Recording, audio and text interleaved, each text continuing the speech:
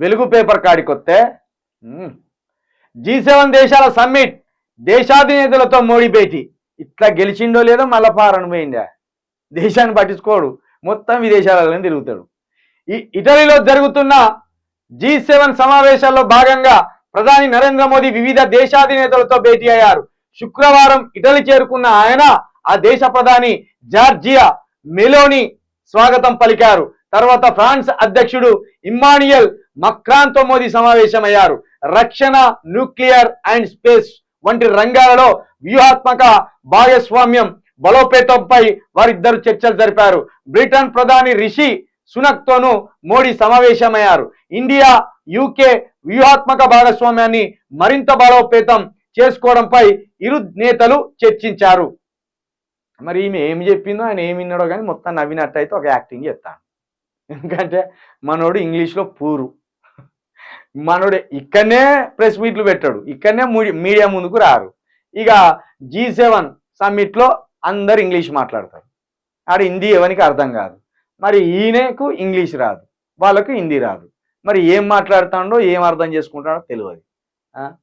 ఇక ఇంతకుముందు కూడా G7 సమ్మిట్లు అనేక సార్లు జరిగినాయి.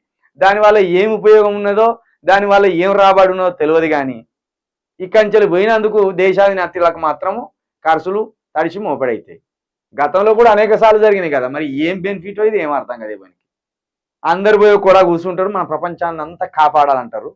ఎక్కడి యుద్ధాలు అక్కడనే జరుగుతుంటాయి, ఎక్కడి కరవ కాటకాలు అక్కడనే ఉంటాయి.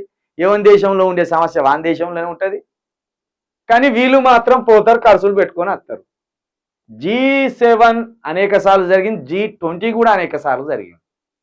కానీ ఏం రూపాయి మందం బెనిఫిట్ అయితే భారతదేశానికి కలిగినట్టుగా అవ్వాలి. ఇక ఇది ఇట్లుంటే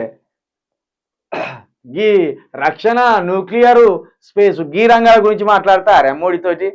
గుడులు ఎట్లా కట్టాలి, ఆవులను ఎట్లా పూజించాలి, ఆవు మూత్రాన్ని ఎట్లా ప్రమోట్ చేయాలి, ఆవు మూత్రం తాగితే ఎన్ని రకాల ఉపయోగాలు ఉంటాయి, ఇట్లా ఏమాత్రం ప్రజలకు ఉపయోగం లేని విషయాలు మాట్లాడాలి. బర్ల గురించి, గొర్రెల గురించి, గుళ్ళ గురించి, గోపురాల గురించి, రాళ్ళ గురించి, రప్పల గురించి మాట్లాడితే ఆయనే అర్థమవుతుంది. ఆయన మళ్ళీ తిరిగి మీకేనా చెప్తాడు. ఇక ఈ ఋషి సునక్ అనేటోడు ఉన్నాడు కదా, ఈయన మన భారతదేశానికి సంబంధించిన సంతతి.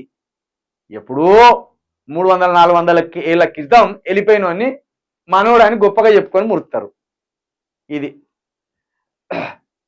ఋషి సునక్ అక్కడ బాధ్యతలు చేపట్టింది కాబట్టి భారతదేశం ఇంకా బలోపేతం అవుతాను. ఏది ఆడ బాధ్యతలు చేపట్టి 2 సంవత్సరాలు గడిచిపోతాను.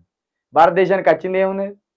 మనకుండే అజ్ఞానం ఏంటంటే ఎవడో దూరపు చుట్టం ఉంటాడు, మనకు వాని పేరు కూడా చెప్పుకొని మురిసిపోతాం మనం. వాడు మనకు తెలియదు, మనము ఆయనకు తెలియదు. అటువంటి మనస్తత్వాలు భారతదేశ ప్రజలే. వాడు మా తోక చుట్టం రా, మన తాత వాళ్ళ తాత వాళ్ళ తాత వాళ్ళ చుట్టం వాడు, ఇట్లా చెప్తారు. గట్నే చెప్పిండు మోడీ కూడా.